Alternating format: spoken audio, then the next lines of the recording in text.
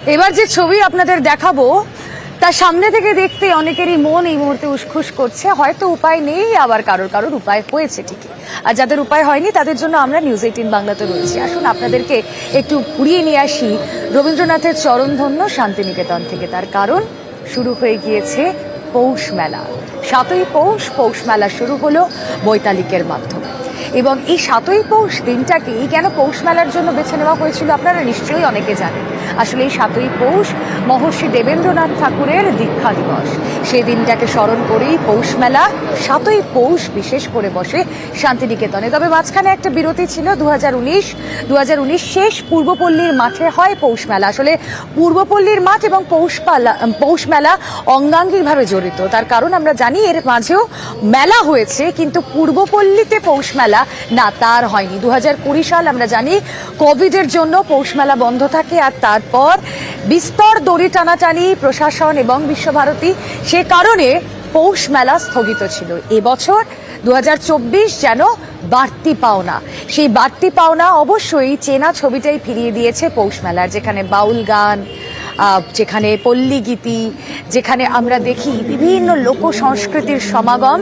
আসলে এই পৌষ মেলার মাহাত্ম্য এখানে যে পৌষ মেলা শুধুমাত্র মেলা নয়, এর এক অন্য আমেজ রয়েছে। ছবি দেখাচ্ছি আপনাদের শান্তিনিকেতন থেকে সরাসরি।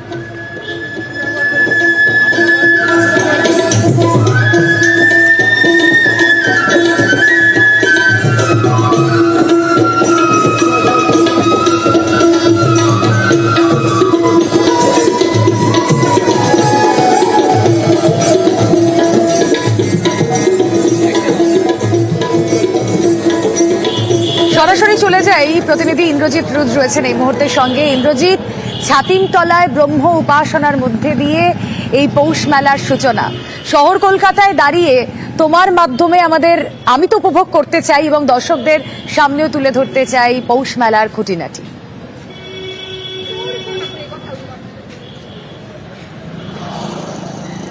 দেখো, একদমই যেটা বলে রাখবো, আজকে ভোর 5টার সময় বৈতালিকের মাধ্যমে শুরু হয়ে গেছে শান্তিনিকেতনের পৌষ মেলা। আর বৈতালিকের পর ছাতিমতলা, শান্তিনিকেতনের ছাতিমতলা রয়েছে, যেখানে মহর্ষি দেবেন্দ্রনাথ ঠাকুর ব্রহ্ম উপাসনায় দীক্ষিত হয়েছিল। সেই দীক্ষার দিনই হচ্ছে আজকে 7ই পৌষ।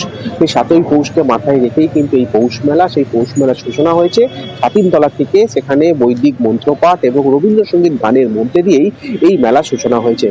তারপরে সরাসরি অর্থাৎ পূর্বপল্লীর যে মাঠ, সেখানে বিশাল আকারে পৌষ মেলা হয়ে থাকে, সেই মাঠেই কিন্তু এবছরও পৌষ মেলা হচ্ছে। এবং সেই পৌষ মেলা মাঠে যে বিনোদন মঞ্চ, যেখানে বাউল থেকে শুরু করে ফকির গান সমস্ত কিছুই হয়ে থাকে এই 6 দিন ধরে। অর্থাৎ এই 6 দিন ধরে কিন্তু একইভাবে কিন্তু এই বাউল, ফকির, বিভিন্ন যে লোক সংস্কৃতি, সেই লোকসংস্কৃতি এখানে যেমন পালন করা হবে। পাশাপাশি যে সমস্ত স্টল, বিভিন্ন স্টল এসেছে, বিভিন্ন হস্তশিল্পের স্টল রয়েছে, দোকরা থেকে শুরু করে সমস্ত কিছু কিন্তু শান্তিনিকেতনের যে পূর্বপল্লীর মাঠ, সেখানে তারা কিন্তু পসরা দিয়ে বসে রয়েছে।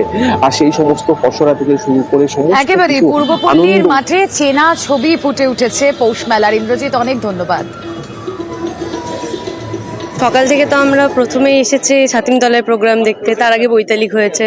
তো খুশি, মানে প্রচণ্ডই খুশি। 4 বছর পর আবার সেই রকমভাবে জাঁকজমকপূর্ণভাবে মেলা হচ্ছে। মানে এটা তো বিশ্বভারতী স্টুডেন্ট বা আরও আশেপাশে মানুষদের জন্য তো এটা সত্যিই খুব আনন্দকর জিনিস।